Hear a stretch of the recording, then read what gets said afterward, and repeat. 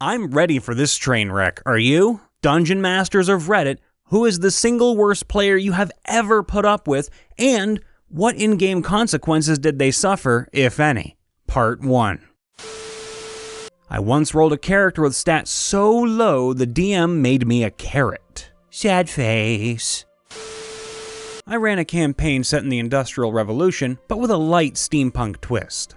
There were numerous things this one player complained about. Why do I need to buy a train ticket? I'm just going to sneak onto the train. Wait, why am I being thrown off the train? What do you mean I'm not allowed to build a peasant railgun? What do you mean I can't call in an orbital strike? Why does the King's Guard want me to put my bombs in a secure store while I meet the king? I won't do it. Why am I being taken to jail? What do you mean I can't sneak out of a secure leprosy ward? I was only bluffing that I was sick, and many more. My husband was the DM. One of my friends was that guy. I'll call him Guy for short here. Guy made ridiculously overpowered characters, but also made each one chaotic unaligned. This meant when we met NPCs who gave us tasks, missions, advice, or even gifts, he would try to rob them. It was annoying as fuck. It got to the point where every painting had to be directly painted onto the wall and every ungifted item was cursed because otherwise Guy would just rob everyone blind. We have another friend who has autism and a pretty obvious speech impediment. That guy would often interrupt him while he was attempting to deliver dialogue in character and then smirk at the rest of the group. He'd boast about it afterwards, but we'd ignore him. He thought it would be cute to hit on my character. I wasn't pleased or comfortable. Because Guy insisted on it, I was told to roll resist. I failed. Husband was kind enough to say, flatly, she is mildly aroused, and quickly move on.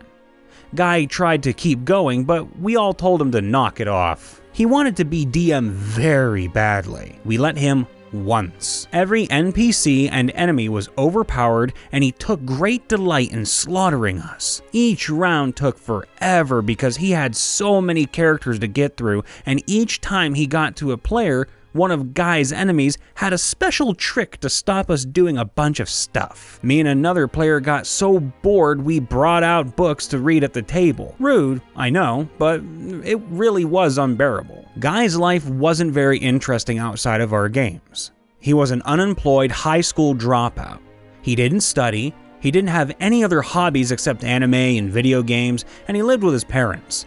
This meant RPGs were pretty much Guy's only source of entertainment and the only thing giving him a sense of purpose. Our RPG group was bombarded with text messages 24/7 asking when we were due for our next session. He claimed it was his duty to remind us. There was a badass moment where he showed my husband a character he rolled which included a bunch of mods and stuff he found in obscure magazines and websites, and my husband just looked at him and said, "Congratulations, you just won Shadowrun. How was it?" Finally, we told him we needed a long break from him. We informed Guy we no longer wanted to play with someone like him.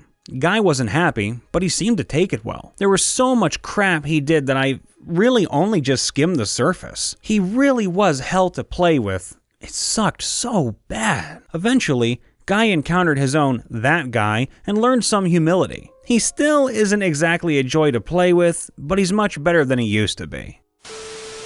We have a that guy in our group. Not nearly that bad, but frustrating in a similar knows and exploits the rules kinda way. Pathfinder campaign. Before I joined the group, he had built a sorcerer designed as a frontliner by using Enlarged Person and other buff spells to be super beefy. But early game, as sources tend to be, he was squishy and fell to a lucky crit from an enemy. He was pretty bitter at the DM for losing his Uber Sork barbarian thing. So he rolled an Oracle Necromancer. Level 7, he had some 6 zombies, 2 lizardmen, a flaming undead dog, a hydra, and a ghost all under his control through whatever methods. Min-maxing for the win? My DM described it at one point as, we're basically watching him play Pokemon. Because no one else in the party even needed to be there. DM was new, so he didn't know enough about rebalancing encounters, and was just playing through a pre-written campaign. We're starting a new 5e campaign, and he's playing a healer, so he should be a force for good in this next round, which will likely come with its own complications for our DM, but at least we'll have other people actually doing things. The worst I ever played with was a guy who cheated. He was a one-upping, me-first, min-maxing, rules-lawyering murder hobo. But that I can deal with as a DM. What I can't deal with is cheating. When I caught him and confronted him about it, I probably would have let him keep playing with the group if he just confessed and promised not to do it again. But he tried to blame shift and obfuscate and all kinds of other things. So I asked him to leave and not to come back. I also posted his information on some forums, which I admit may have been a bridge too far, because I didn't want other people to have to play with him. As for in-game consequences, those are for in-game actions. We had a guy roll a critical failure while another guy rolled a nat 20. The nat 20 guy dodged a boulder and carved his name into the boulder, while the other guy got smashed by that same boulder because his shield got caught in the tiny hallway he was in. He still blames the other player for essentially sending him a boulder with his name on it to kill him. Still starting as a DM, someone joined my game who was a massive anime fan. He joined with a human warlock called Kira. Now, I knew nothing about Death Note at the time. To me, it was just a human warlock with a name, Kira. He played the warlock like an actual warlock carrying around his tome in which he would take notes and make lists of names. In character, he said, "These are people who I want to see dead." To me, that was just a character quirk, so I let it be. But then we encountered a villain again whose name he had noted. He got mad at me. "He's supposed to be dead. That's how the Death Note works." I was a bit confused, and for a moment I thought I had forgotten some obscure D&D rule. So I asked him to explain what his character could do. He told me it was a homebrew magical item. If he writes a name down, they die. Which I thought was overpowered and told him that. He got really angry. Said the whole point of D&D was to play the characters he wants. Eventually, he relented that part of his character, but it kept going. He would sometimes refuse to roll for a certain check. "I'm smart enough that I would just succeed." So I had a one-on-one conversation with him about what he wanted to play and what was fair to the other players and myself as the DM. He seemed understanding, but the next game would fall back into his old habits, annoying other players as well. I removed him from the table after that. His reaction was to take out a prop Death Note and dramatically write out my name. Still alive, watched Death Note since, good show. Now understand why he also dramatically ate his potato chips. Not that fucking meme, God. I had a player who kept making dumb technical arguments to justify every little weird stunt he wanted to pull. Ran out of arrows and wanted to shoot rocks with his bows. Kept arguing that he'd seen someone do it, so it totally worked. Couldn't make camp in the muddy, grimy floor of the cave, so he wanted to sleep on the ceiling upside down with his boots of spider climbing. When we pointed out that the blood rushed to his head, he argued that there wasn't a source book that stated that elven biology was affected by gravity that way. So, a goblin ran around the corner and threw its poop at him.